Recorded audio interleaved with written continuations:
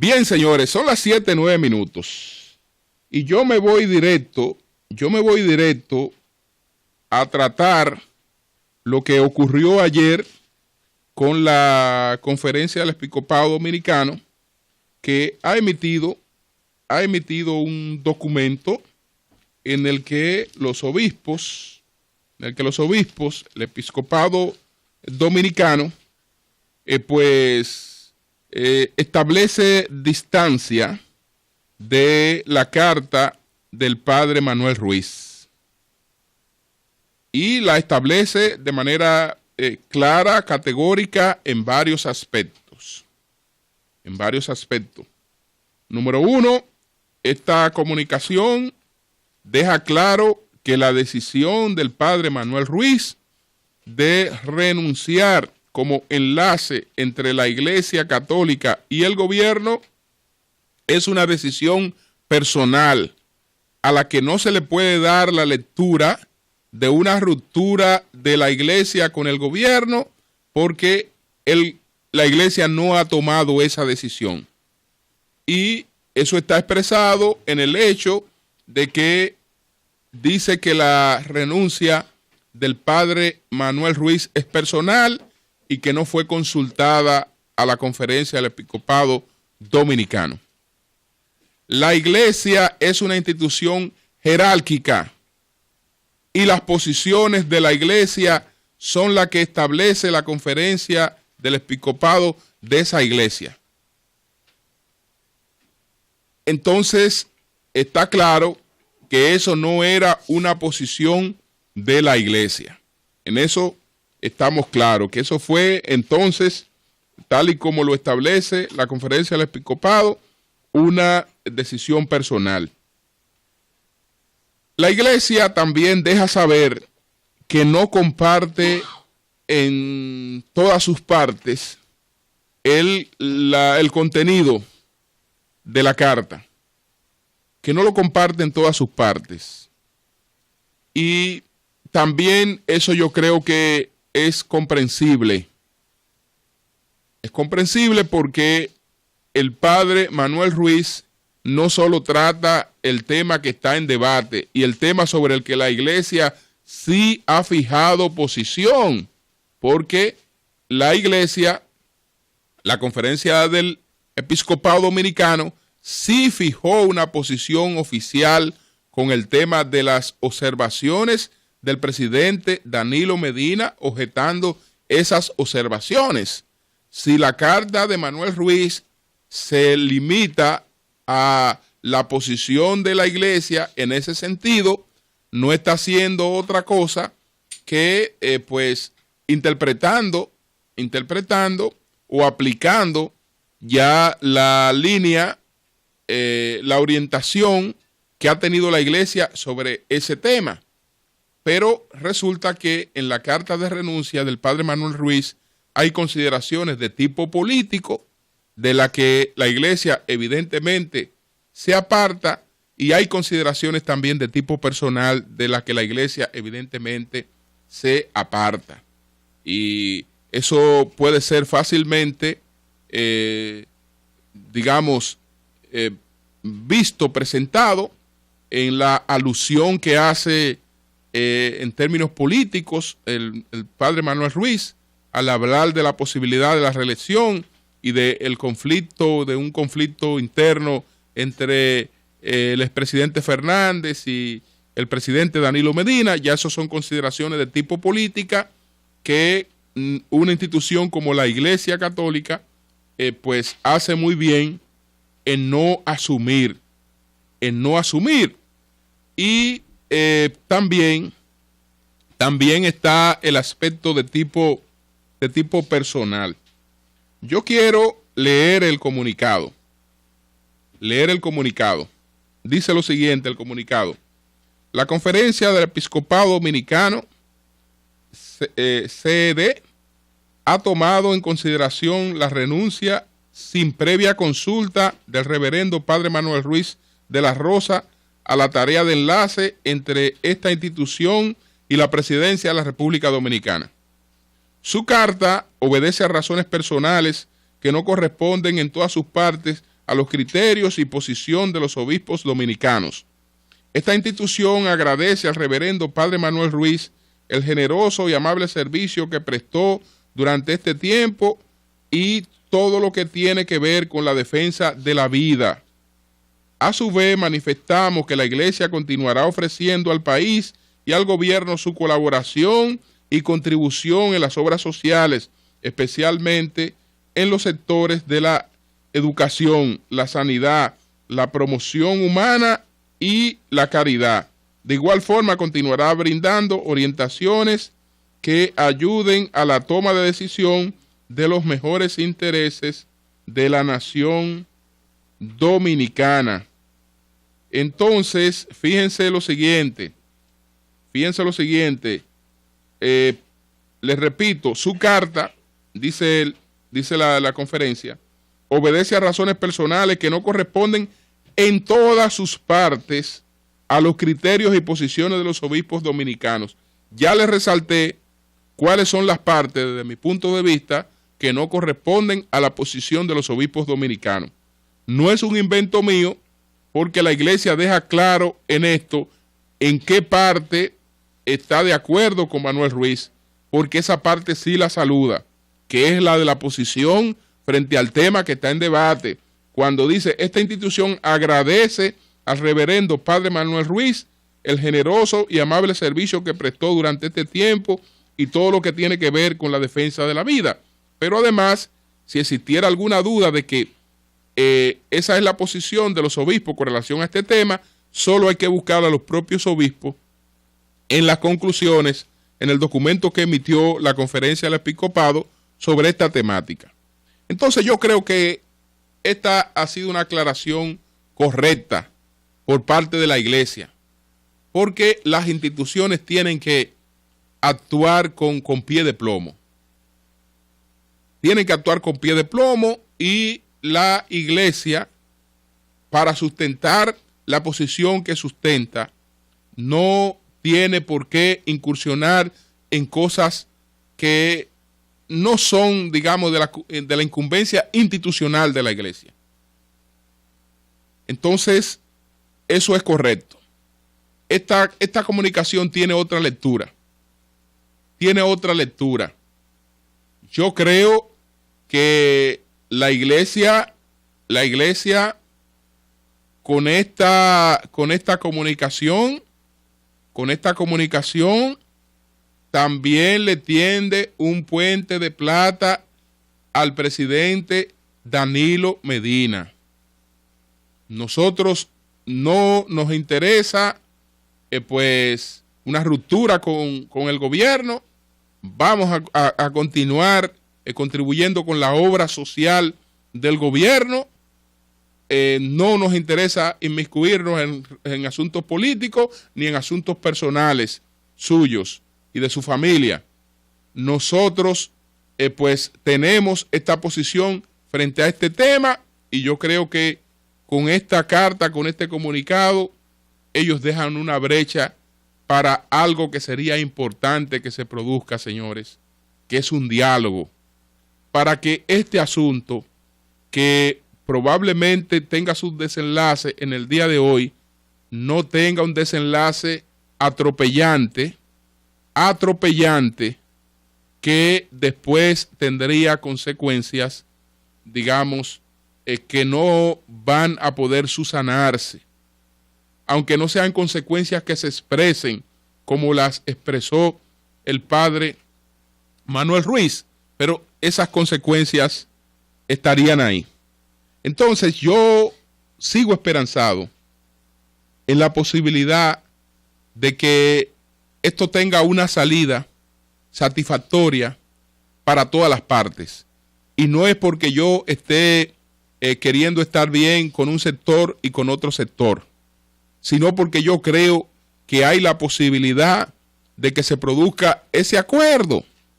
¿Sobre qué base debe producirse ese acuerdo? Incluso buscar una redacción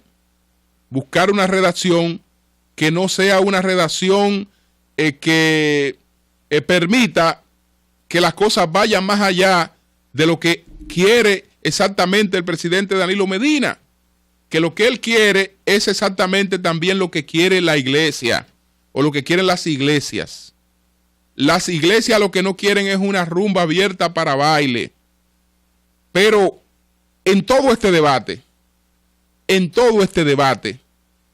yo creo que las iglesias han dejado claro que el protocolo médico tiene que priorizar en la vida de la mujer.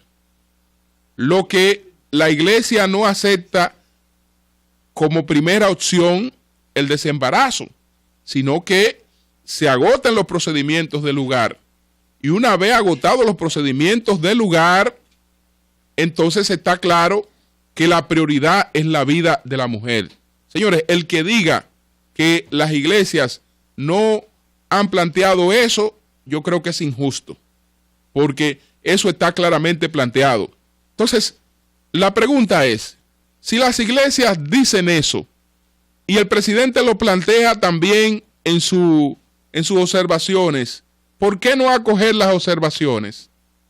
Porque, presidente, esas observaciones planteadas así abren una brecha bastante amplia que puede cerrarse con una redacción absolutamente cerrada.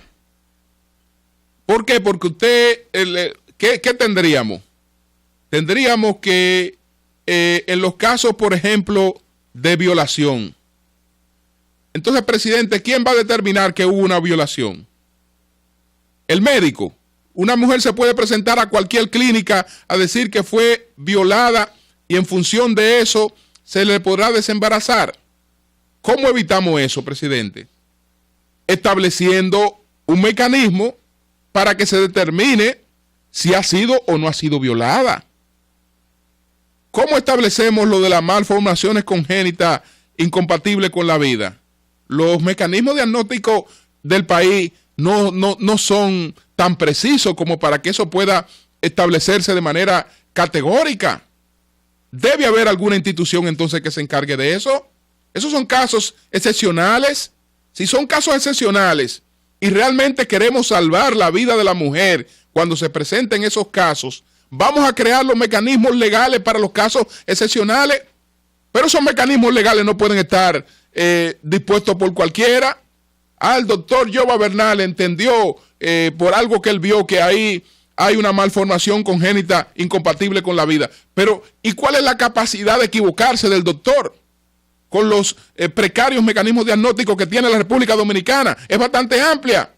Entonces, vamos a buscar una de las instituciones especializadas del país para cuando esos casos se produzcan, que pueda una institución con la tecnología apropiada poderlo determinar. ¿Y cómo usted me va a llevar entonces que una clínica en Sabana Perdida me ha dicho que ha hecho un aborto porque ahí había malformación congénita incompatible con la vida? Si eso queda así abierto,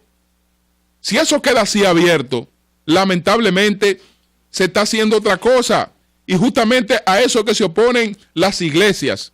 Entonces, señores, busquen, y yo creo que estamos a tiempo, busquemos una salida para que lo que se apruebe sea exactamente lo que se quiere y las cosas no queden abiertas, como ocurre en un país con la falta de institucionalidad que hay en la República Dominicana. Señores, en eso las iglesias tienen razón, en la posibilidad de la apertura. En la posibilidad de la apertura. Entonces, si el presidente tiene razón en sus observaciones y por otra parte se está advirtiendo que eso puede tener escapes que vayan más allá en sus intenciones, vamos a cerrar esos escapes y punto.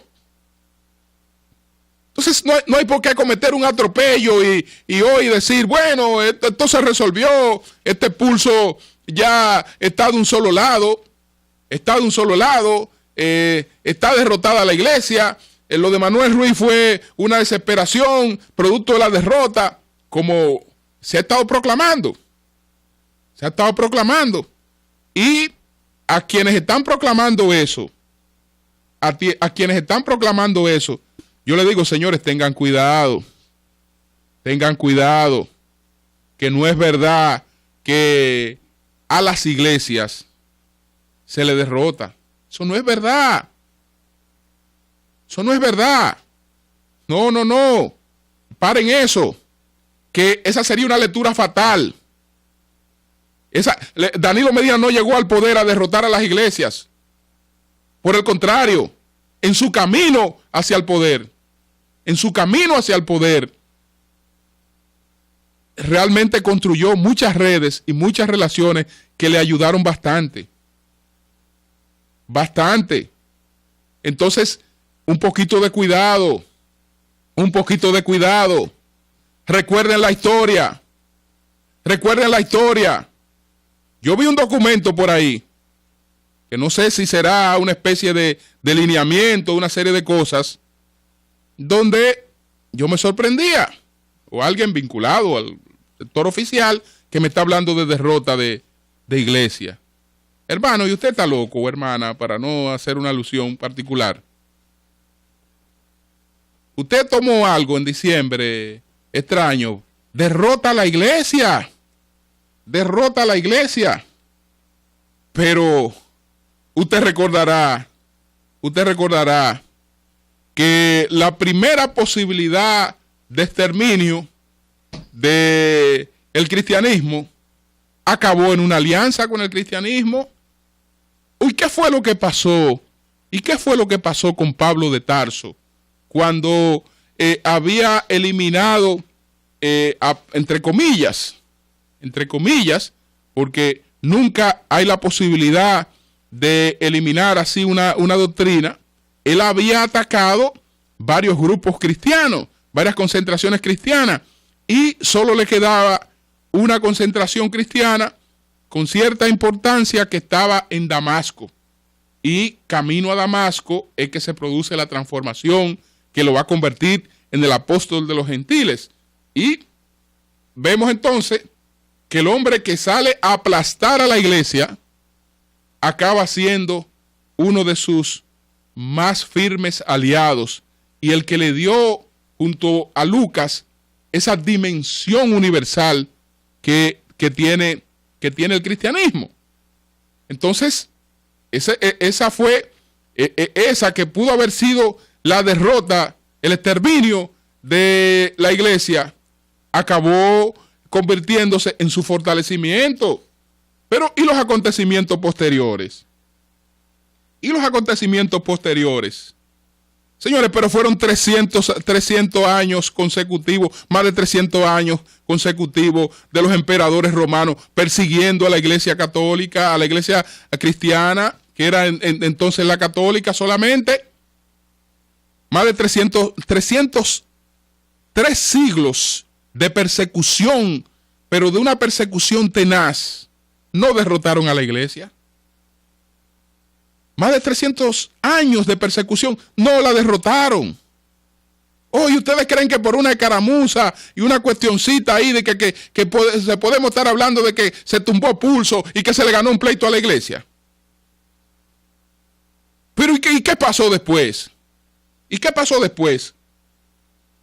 Señores, pero hubo una revolución que entre otras cosas, esa revolución tenía un objetivo. Me refiero a la Revolución Rusa. ¿Cuál objetivo tenía esa revolución?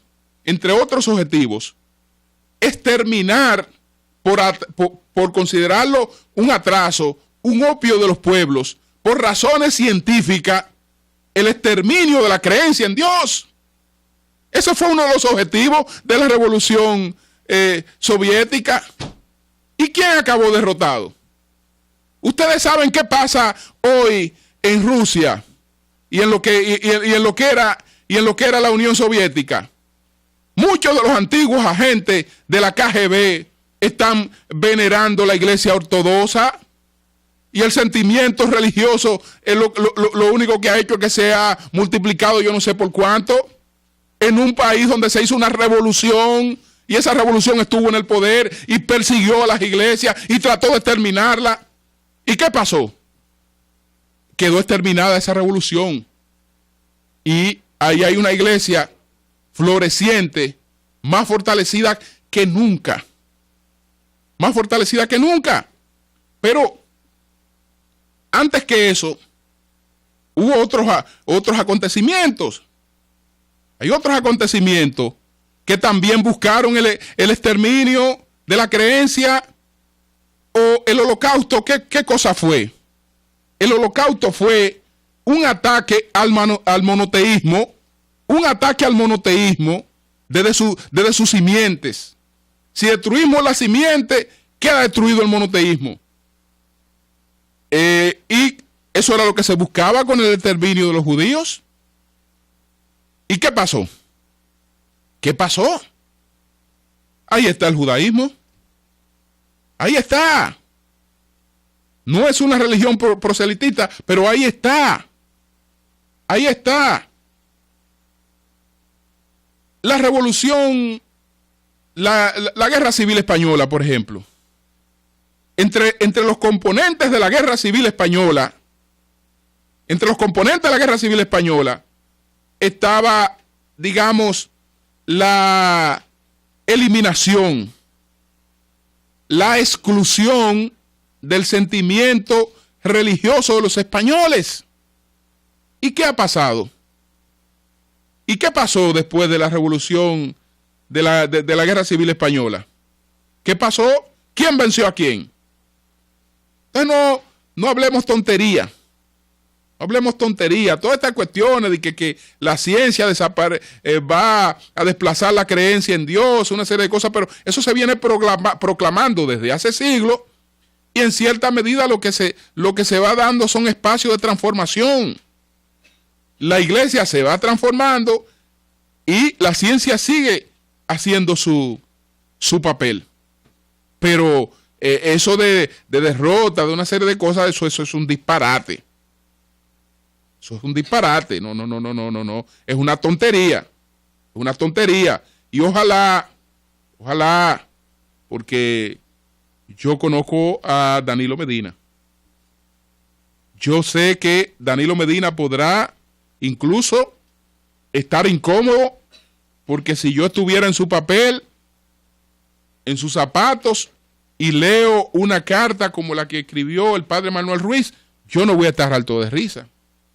Yo me voy a sentir mal, porque considero que allí habrían aspectos que no me lo merezco, que sobre todo cuando he tenido un trato personal y una deferencia, uno no espera algunas cosas, punto. Pero después de ahí, él le deben pasar sus minutos de incomodidad, y entonces vuelve la serenidad del hombre que ha llegado hasta donde ha llegado, porque es un hombre con los pies muy bien aterrizados, con los pies muy bien aterrizados. Entonces, yo no quiero ver este asunto concluir hoy con la proclama de que el PLD usó su ejército aplastante en el Congreso para vencer a las iglesias. Yo no quiero eso. Yo creo que ese partido puede seguir haciendo aportes importantes y lo seguirá haciendo en la República Dominicana. Entonces, no tiene por qué, digamos, llevar innecesariamente ese baldón, cuando ahí pueden producirse salidas, que yo tengo la esperanza, yo tengo la certeza de que se producirán, porque hasta donde sepa, no nos hemos vuelto locos. Cambio y fuera.